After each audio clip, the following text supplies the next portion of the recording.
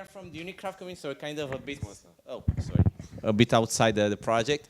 But I want to do maybe a short intro as much as I can about the project and what we would like to talk about. There are I would say two major items that Andre and Maria are working on. So Unikraft actually started as a Xen project. This was in 2018 or something. I'm actually not an initial Unikraft, let's say, founder, whatever. I'm jumping down both 2019 with a colleague of mine. This was started as a venture between my university and NEC Lab NEC Lab in Heidelberg. And then it kind of spun off as a community, and I've mostly assisted in growing the community and making the project as it is today. There's also a company, Unikraft.io, happening behind the scenes. Now, I'm mostly here with, let's say, my hat as a community person and as an academic. So the fact that there's a company is a bit tangent to this, because the company with the product Craft Cloud is currently mostly focused on KVM as the prime hypervisor, and with support mostly from Andre during the past half a year or so, we started resurfacing the support for Xen. This was also provided by I think we saw the name Alexei Moiseev from EPAM, because he has been the one that shepherded the introduction of the ARM64 port for Xen. So currently we now have Xen working on ARM64. And also, there's kind of an ongoing track which I see, I knew of Stefano and Simone and the others with the embedded world. We have let's say, an embedded track that we kind of make discussions on. And this idea of security, safety, Misra had been kind of brought up, but it's only a bit along the way.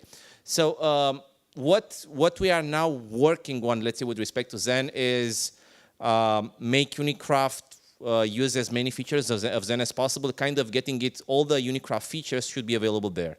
So what that meant was ARM64 is now there. We now have, so there's a tool that we call Craft. So if you're going to go, for example, to docs, and there should be CLI, there's a companion tool we call CraftKit, and this is the one that you're going to be very easy to craft, run, make it easy for you to build, configure, run unikernels. What Andre has been working on is making sure this also now works with Xen. So up until now, it worked with QEMU and Firecracker as VMMs, not RAS VMM yet, and KVM, and now it's almost done. There's a PR on the way that's been ping-ponged for a while that will get this happening there. Now, two further items that are ongoing on this track, Andre is working on. One is on Unikraft, as we saw earlier, we are able to run unmodified Linux binaries via what we call the POSIX compatibility or binary compatibility layer. There's a trap of the syscall that lands you here. And Andre is currently working on that. He started on this, and this, I'm going to let it him. This will ensure that you're going to have some sort of parity, because a lot of use cases now, what we do with applications, we run them unmodified, but on a KVM hypervisor. And we want to do the same thing, but running on Xen. And this has been, I'm going to pass it to Andre, requiring some work on his side, and I've been discussing with Roger is here. Yeah, also, sorry. The discussion with PVA. So maybe Andre, you can speak a bit about that. Yeah, so basically, in order to get binary compatibility on Unikraft, we could just support PVH, and it should work out of the box. Or we can do it with PV if we write a system call handlers, but I guess PVH is just the way to go, and it should be the de facto way, basically. So that's undergoing, and maybe because I talked to Roger that he's been doing the same thing with FreeBSD. Well, I mean, I told him that you're kind of requiring some time, but what are some blocking points? You mentioned you looked at the MiniOS code. Yeah, so basically, what is your we are just. I'm just looking at how MiniOS approached the port of PVH and kind of gets what Jorgen has done there, and basically just tried to apply that with Unikraft, and it's going pretty well, but there's just much work to be done. The one thing to take into account that MiniOS was focused around PV, so it was Yeah. originally done for PV, and then Yeah. it was retrofitted into it. So I'm not sure. It's not the best model. Yeah, I'm not sure if it's the best model because it's probably trying to fit the existing PV interfaces into something that works on PV8. Yeah, so Minios was written as the reference PV kernel to begin with. Jürgen made it work with PVH because he wanted to do PVH stub Xen Stordy. But yeah, Minios was crap code. I mean, it still is. It's slightly less crap than it used to be. Very reference code. There are a number of other alternatives that, frankly, are better references. I can point you at those. I mean, if you already have KVM, it's not going to be that different Well- from Firecracker. It's exactly the same as PVH. Basically, they took the PVH entry point and put it into KVM. Yeah, so literally KVM took our PVH entry point because we'd already put an entry point in the Linux kernel for it. So they use our PVH ABI. The way that Linux does it is Yeah. just much of the KVM code. Yeah, so KVM literally borrowed our boot API because they liked it. What network stack do you use? So let's see, the open source part is not currently a WIP. There is an internal proprietary one with the BSD network stack, which is better, of course, but the default one is the WIP. Are you going to make the BSD one open source? Unlikely in the near future. That's why it's BSD. Yeah. Why is this unlikely? Is it because it's something you want to keep for your commercial advantage? Yeah. Okay, I'm thinking it might be best. Mark. Let's finish that. There are a couple of examples I can point you at them. If you have specific questions, ask them on the Xen Devel Matrix channel. I think this is a good point because I also discussed it with Andre, and he said I just need to look at the MiniOS code, but I think it's a good feedback from your side. You can check out the sources. So one of the things I specifically did when I started writing XTF was start it from scratch and write it the way I thought it should be done. And particularly, I wanted to feed back into MiniOS and back into HVM Loader. I now have a different plan to make HVM Loader go away, and that will be better as well. But there are a number of examples there. There are, what's the other one? Solo 5. Solo 5 was... 5 is BSD license also? I think it is. Because they need BSD license code, basically. You also have FreeBSD, which has the PVH code. Yeah. But I seem to, because I tried Unikraft right when it joined Xen, and at that point it had basically just taken Minios straight off and could only do PV. That's how it started, basically. So basically, the Xen part of Unikraft is not really much different than what you've probably seen. Yeah. So the platform compatibility part, it's not really mature. I mean, you can basically call it just a Prototype. Prototype. I think it's better if you start with the Firecracker code and try to make it work on Xen rather than start with the MiniOS code and try to make it Right, work but the on Xen. Minios code was the first commit into the repo, and it's still there. Yeah. Wait, before Xen itself? No, for Unikraft. The first Unikraft microkernel was PV under Xen. If you want to look at some Frankenstein code, I have a branch of Unikraft, which was still based on MiniOS with added PVH. It worked, but for various reasons, we wanted to use that for Mirage OS, and I got some proof of concept that worked, but in the end we abandoned that and went somebody else implemented Solo 5. But it's trivial. It's going to take less than this conversation to do the PVH entry point. No, for real. No, they have the PVH entry point. It's So on Firecracker. exactly. So Yeah. there is nothing missing. So it's going to work. So it's there is no work to be done. Right. The only thing is the PVH entry point, like you said. The PVH entry point is there. They will need the hypercall to fetch the memory map.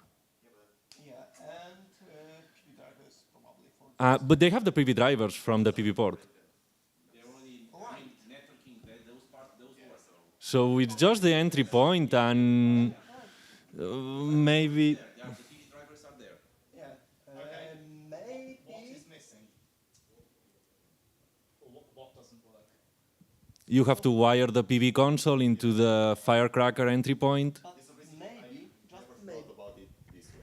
Basically, I was like, okay, let's see what UNOS did and just go from there. That was basically my reference. I'm not sure if that's still Yeah. going to work, but the memory map fetching I did implement for PVH version. Oh, that's just an hypercore. Yeah, Also, that's a because- unikernel, right? It could be static. Yeah, so I'm not sure if it's still going to apply. Yeah, but depending on the memory Current that code they based assign, on the this. memory map will change. 6 year Yeah, also. they only need to So- fetch so much many tasks. They need, I mean, it's trivial to fetch, it's just an hypercore. Yeah. And I guess you also fetch the memory map for KVM or Firecracker already, so it's just using an hypercall instead of getting it from the payload. I think on Firecracker you get the memory map as part of the structure that's passed when you start. It's the same entry point, exactly the same. So, yeah.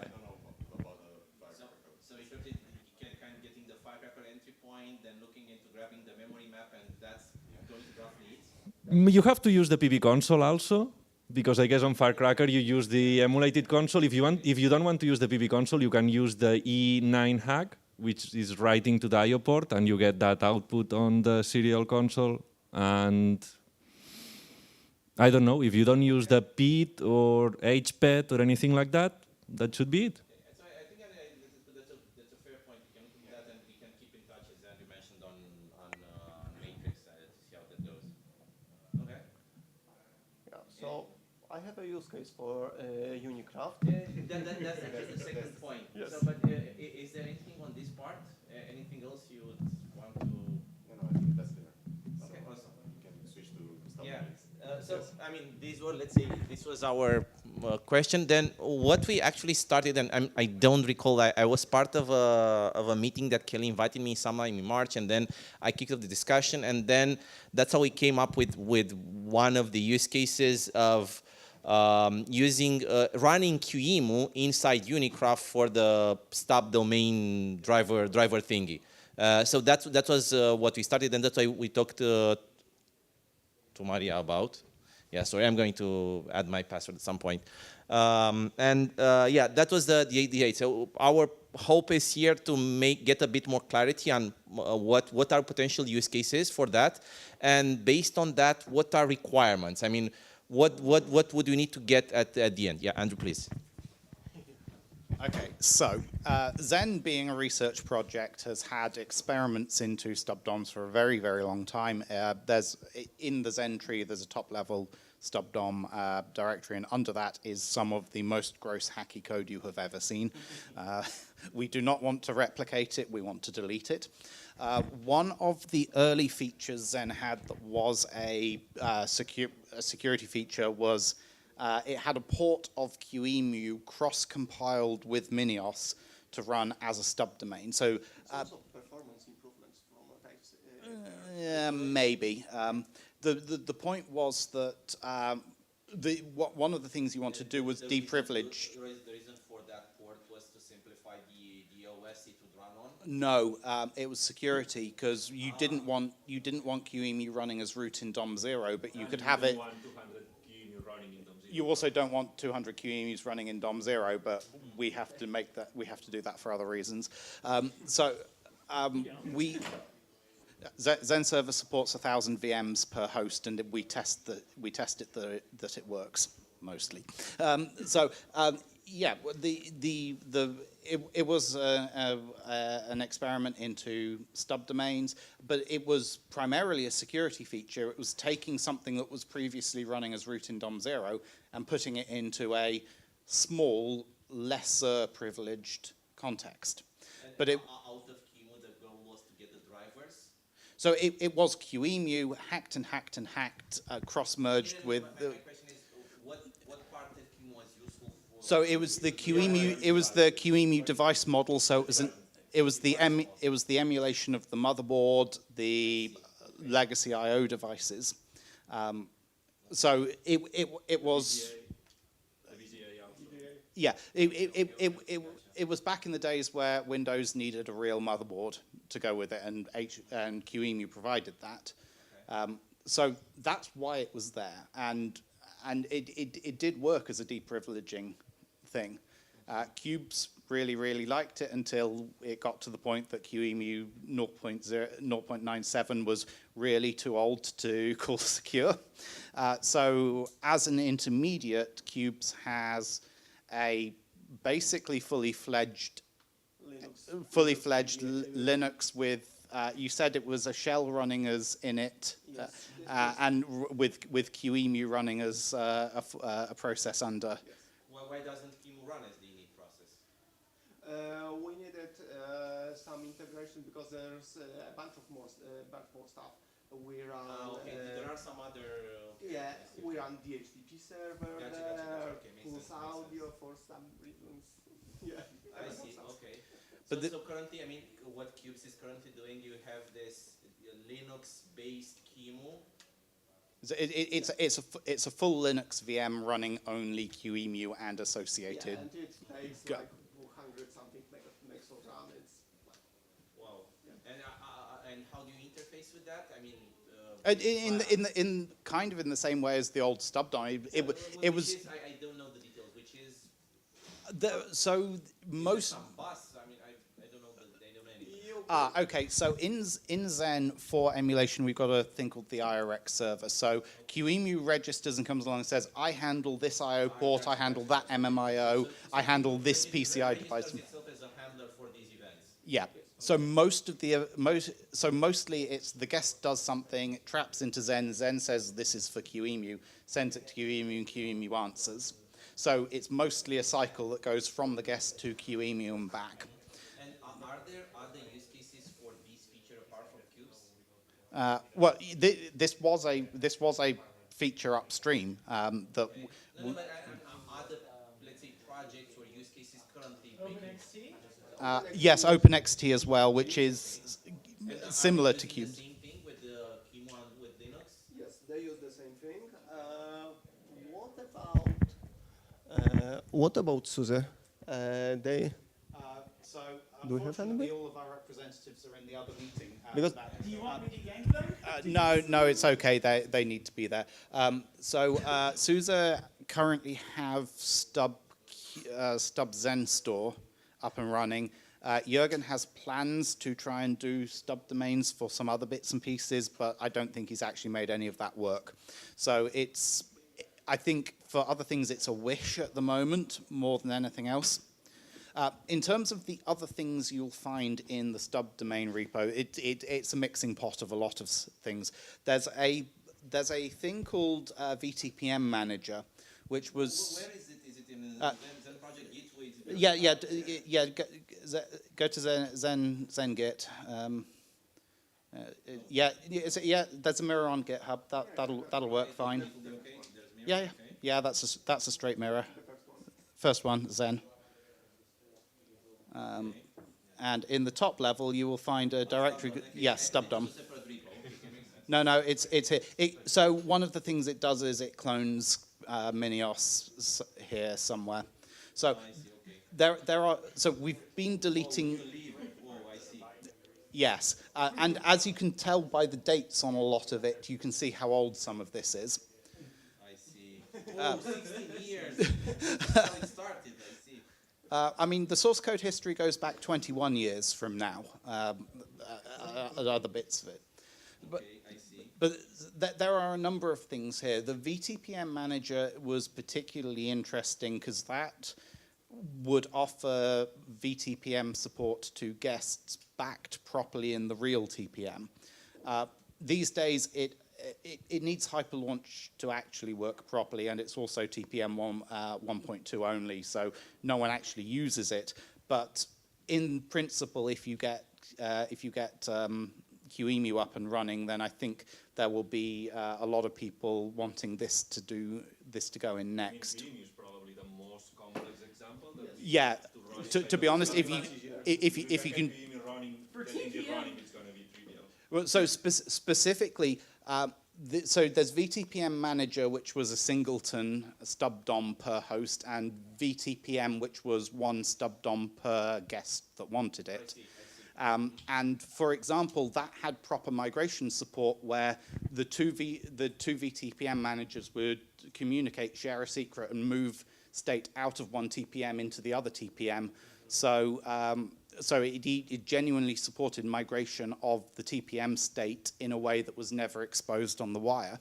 So that was original research back in the days of the academics being in charge that has sadly bit rotted in, well, the 10 years it has been there. I mean, from your point of view, having this with Unikraft is useful both, let's say, for security, low memory footprints, anything else you would see as, let's say, a reason for having this working this way? So this specifically is a technology that I don't think anyone else has. This is a unique thing to Xen. You mean the VTP manager? Yeah. Okay. Yeah. I think everybody else uses a fake VTPM. Yeah, everyone else uses an entirely fake TPM, and that one has all the secrets stored in the real TPM on the system. For the other use case is safety in addition to security. Why the heck are you using QEMU in a situation where safety matters? Well, even if it's another device model, whatever device model it is, that can promise is better in Unikraft than in Linux. Yeah, exactly. So that's the point is to isolate it in subdomain, so you don't have it in DOM0, which has some more. Yeah. Even if it was only 15 lines of code, it will still be 15 lines on top of Linux as a user-space application, which for safety is not great. Yeah. So to round off very quickly, the final thing in there is Grub, which is forget Grub. Well, so Is already integrated into Graph. yeah, so that's Grub Legacy. We should probably actually delete that now. Upstream, Grub 2 has the ability to cross-compile as a stub DOM with Minios under Xen. So that's part of Grub's code base now. Oh, okay, so it's So time for a git RM? I think it does. So this was here in order to bootstrap the stop domain code? So it's a specific thing called PV Grub, which is a bootloader for PV guests, which is also why no one really cares about it too much anymore. I wouldn't worry about that one too much. Just delete it from the git tree. Okay. Yeah. This one no, but we do use PV, the grab tool for booting PVH guests using guest kernel. But that doesn't need Unikraft. That doesn't. That's entirely out of Grub's code base, so I wouldn't worry about that. No, the important one is QEMU because you're putting it in a stub DOM mostly as an extra security barrier.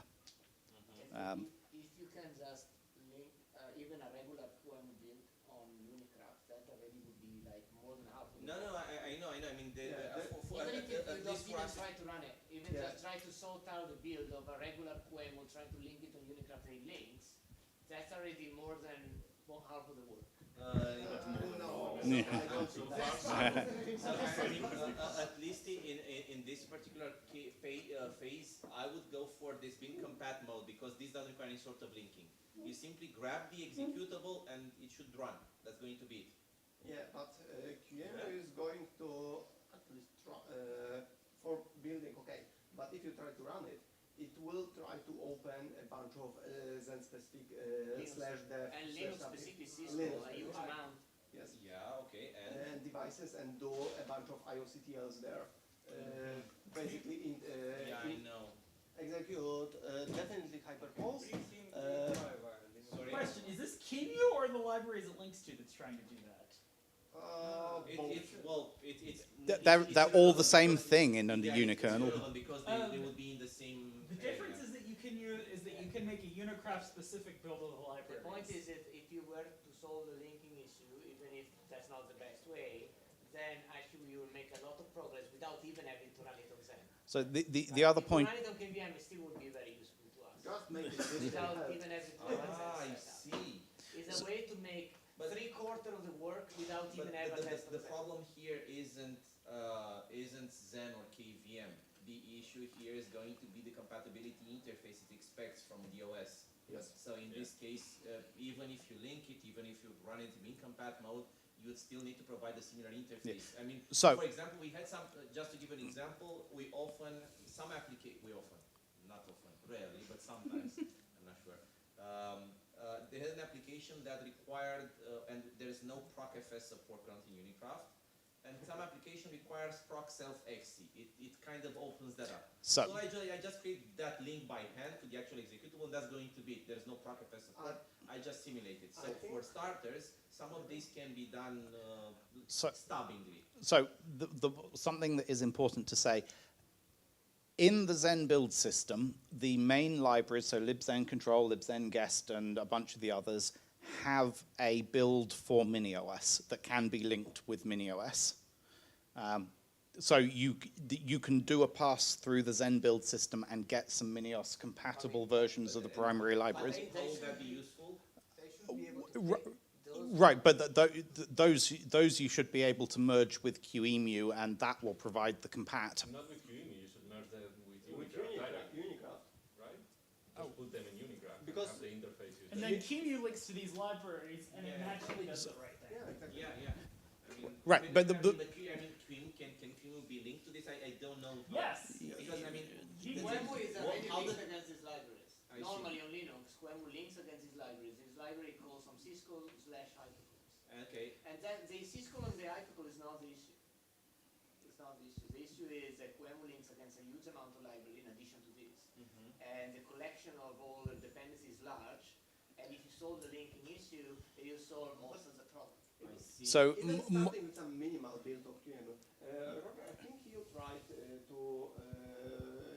subdomain QEMU with ramfran several years ago. QEMU with? Ramfran. Ramfran. Or No, Ramfran. that was way, I think. That was Okay. way your Okay, EMs actually. okay. No. Yeah, So- because that was previous attempt to try use modern QEMU in subdomain, but it failed basically on QEMU expected Linux interfaces instead of BSD because ramfran was NetBSD. NetBSD, yes. Yeah. So where exactly you get these libraries from doesn't really matter. The Xen build system can give you some, whether they're useful either to use directly or just as a reference, that's up to you. It cannot be very different from any other C project or C++ project with a lot of libraries linked against. So very modern versions of Q. One is that, just quickly on something, is that there's kind of, let's say, the QEMU code base, the QEMU, actually the QEMU runtime is pretty huge itself, and we would also want to simplify it. So it's not just solely about replacing, let's say, Linux with Unikraft. It's also about simplifying the. I don't think simplifying QEMU should be part of So the problem with that's going to be maintenance. No, let's take a step back. Modern QEMU has done very much better at being able to compile stuff out. So long as you get the right configure line, disable this, disable that, you can chop down. Yeah. It doesn't fit on the screen. Yeah. QEMU 9 is much better at being able to compile out optional things because various of the minimal VMMs have tried doing exactly the same thing. They've stripped QEMU down to the bone and then went and wrote Rust VMM on the side. So you can strip it down a very large amount, and it's definitely better trying it now than it would be trying it 3 years ago. 3 years ago, definitely a bad thing. I mean, my approach here, my proposal here would still be to get this minimal build for Linux as it is, and then aim to run that with Unikraft because I'm not sure. We have to see about. That's not going to work. Do not try to emulate the device zones. But then how would you? I mean, you would have to. You would implement the libraries using raw hypercalls. Oh, I see. Or you need to implement the same IOPT or syscall or whatever. No, I see what you And mean. you don't want to do that. So But the Minios build of the libraries don't have a syscall in them. They have they link directly into Minios's hypercall implementation. So they're basically a glue there layer. are some shortcuts that can be undertaken, and it's via the shortcuts you can create a direct link from the QEMU source code the Unikraft whatever. Yeah. interface. So I think when you ask for libs, you get a set of static libs that are just wrappers of the regular hypercall name in their Xen control library form to the Minios function call of the same property. And they exist because we used to have the QEMU ancient version that was linked with Minios. So all of that glue code exists. It exists in a terrible hacky form, but Exactly. I mean, but I'm not sure in the QEMU source code, whatever, is there some sort of, I'm hoping so, clear separation of, I mean, the core QEMU item that we want and these, let's say, Linux interfaces that we can strip down and redirect them? This is the reason I was suggesting to first trying to link it, not because we need to go that way afterwards, but because there are two different set of issues here. One is QEMU, which is a library dependency, not Xen specific. Even normal emulation QEMU you could take, trying to run it, and it's challenging. In the past, that alone was a major blocker, the biggest problem, to be honest. If you can solve that, then the remaining part is only those Xen-specific libraries. But first of all, Alf of this room is expert on those. And second, They're just wrappers. I mean, these are just wrappers. This is like it's boilerplate code. It doesn't take rocket science to solve that problem, right? But if you try to solve this first, it gets messy. So if we're able to provide fully dysfunctional but still executable generating linking process, then we can work towards. Then the rest, any Xen developer can fix it quickly. We hope. What about? I mean, why is that? Why was that? My intuition is that it's not going to be that difficult for the reason because Unikraft is currently using Muscle as the C library. So if you're able to build that against Muscle, it should work. Is QEMU that much of a? Yes. So last time that we did this, which was 10 plus years ago, and QEMU changed and improved, but last time, let's say that it took 3 months. 2 months were for the build and linking. Why is that? I mean, what were the? Because it uses a lot of GNU-C stuff and other libraries that in turn use GNU-C stuff, and it's just difficult. But maybe it's not now. maybe it's not in But, there. isn't there a muscle build with that? I would love to hear Ask it. the Alpine maintainers. so If Alpine muscle is supported, then we are there. I mean, we are. Alpine have a build of QEMU. I don't know how involved it was to make that happen. Okay, okay, I see. Maybe it's not the plugins. Okay, we'll have to check. I don't Look at think the that's. Alpine recipe. Sorry. The Alpine Yeah, recipe then for look at the building. Docker file or something. That should be Just to okay. give you an idea, LDD QEMU gives 71 lines. No, we've run Chromium browser Oh, because okay. it has 154. So Okay. we've been there. Wait, you can run Chromium browser to unikernel? Not yet. But it's the headless version. There are some glitches there, but we went down that path. There's a Docker file we have for that. It's going to happen in the next 1 month or so. But Question. it's a Could you ever get, you know what would be hilarious would be if you had the situation where, should I just get this now or later? Okay. Yeah. Later. Okay, so I think the first step would be this link. Let's try to link it with Unikraft, and then we can talk about the next one. Yeah. Ultimately, what we would like to do is delete that stub domain thing, but still keep some of the stub domains that have been interesting features in Xen. And the QEMU stub domain is the one that we have 2 downstreams that have resorted to fully fat VMs in order to retain the functionality, but still keep it deprivileged. So that's by far and away the most important one to keep. At some point after that, if we can resurrect a version of the TPM stuff that works with TPM2, that would These are the use cases. that would be excellent. But I think that's basically it. I think we can Well, find out this if that Unikraft would work, I have some more use cases for Okay, yeah. Firewall, I'm guessing? Yeah, firewall, we have this Mirage OS thing, but generally we built a kind of microkernel system using Xen and full Linux VMs. So we, yes. Microkernel using Linux, how does that work? Yeah. It's the microkernel. Xen is the And you microkernel. have 20 processes And Yeah. each of your user space tasks is an entire Linux VM because that's the only way to get real applications to action. Yeah, exactly. But if we could use Unikraft to have single function unikernel VMs, that would be very useful for example, PDF rendering. So currently we start full Linux VM just to render a single PDF to return a picture of it, and that exactly. We have that in here. There's something we ported imaginary, which does this for pictures. And yeah, the Chromium browser had this part was because Puppeteer. Puppeteer is basically a interface we can generate a PDF file from a browser. Yeah, so that, I mean that fits the model. Yeah, exactly. And we have a bunch of use cases like that, where currently we start full Linux VM for that, and it's it's not efficient. So if you can link us to the application, we can actually get that easily ported, and Or you guys can work with that. we have another use case where we run full VM just to have GPG process there and to give. I see, yeah. Yeah. The GPG, I think at some point we ported. So Yeah. we will. The problem here is that for these, it's just easier, and that's what we work on to have them running on in compat mode because it's just easy to port. Yeah, that's fine. So That's fine. what Sure. Andy's working on. So when this is done, I think the important thing is not a fully fat Yes. Linux. Yeah, exactly. sure. Exactly. Not just Linux. I mean Linux with and it's not just, and unlike the subdomains, these aren't optimized. These are like a full distro. No.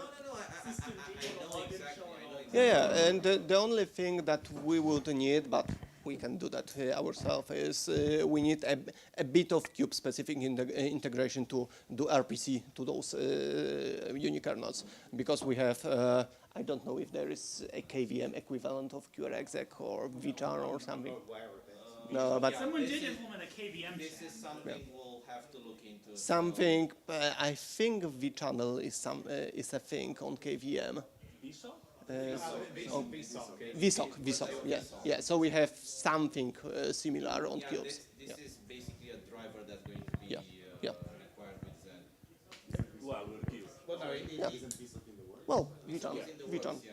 Yeah. Well, so specifically, QRexec is it's a daemon that lives inside every single VM that takes instructions like shut down or Run this process. run this process Actually stuff. work being done now towards Or actually execute this operation, which is Yeah. sign this thing. Yeah, with so the this is already the that- equivalent of some sort of thread that's running inside Unikraft and picking up those requests and then getting. Yeah. But yeah, if you can replace a number of those cubes with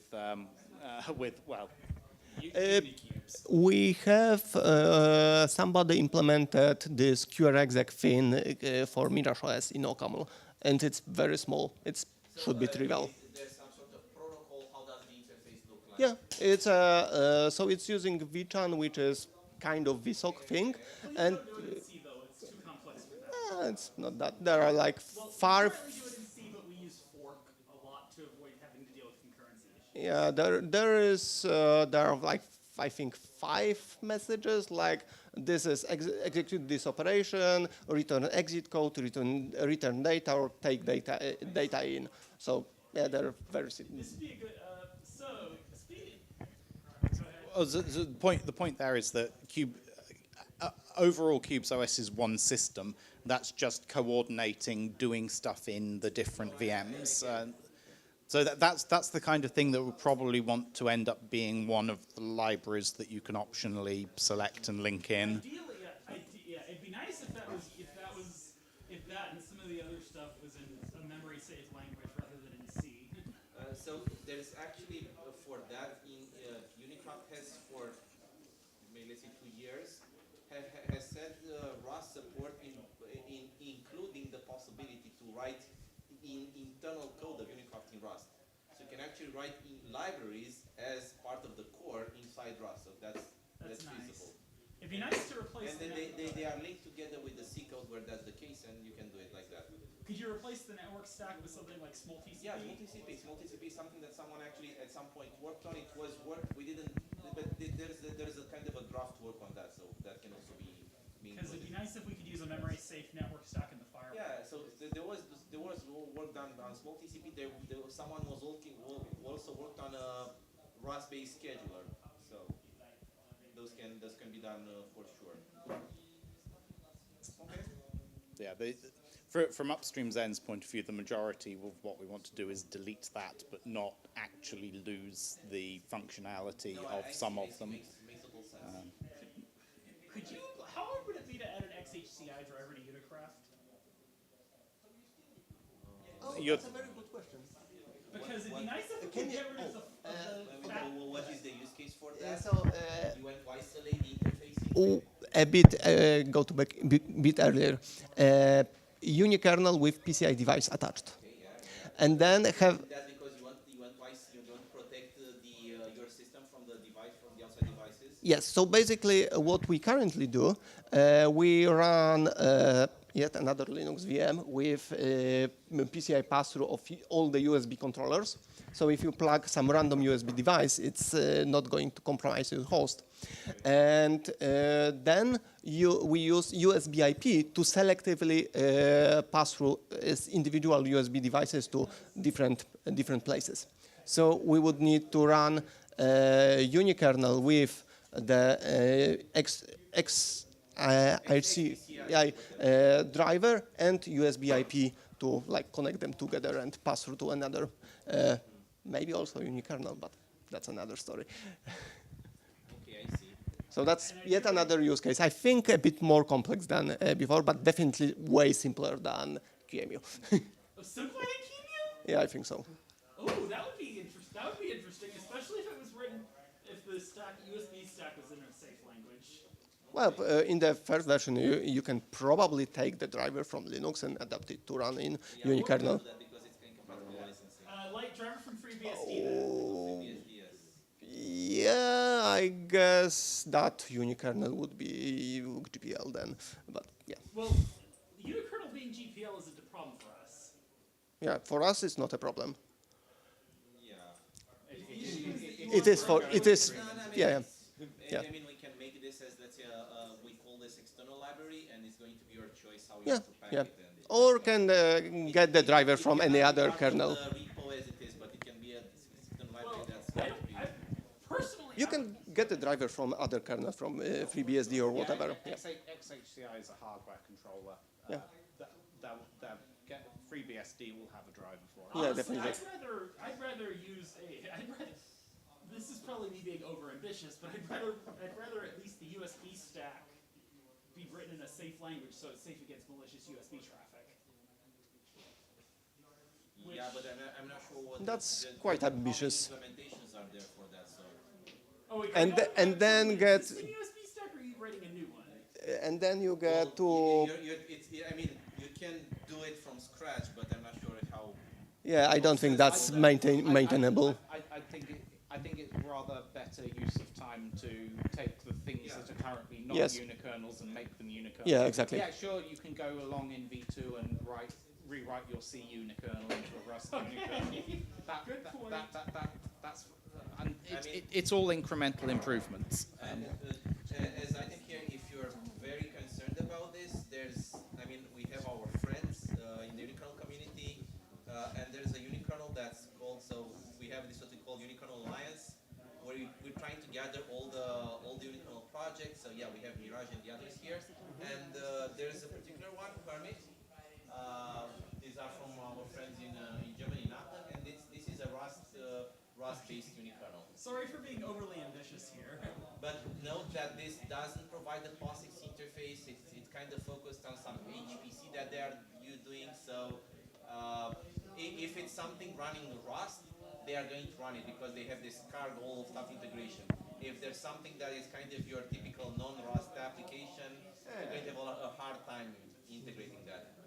It's focused on security and particular performance on some HPC mechanism they are working. But you can for sure look into this. Okay, I think we are timed out. Yeah, we're out of time. Yeah, thank you so much, Marek, Andres. Thank you so much, everyone, for the insights. We're going to keep in touch with you on both tracks on Matrix. Yeah, and we'll keep in touch for any sort of items. At least particularly at least me, but I'll probably ask them to join our the monthly meetings, maybe maybe you can exchange ideas there if there's Okay.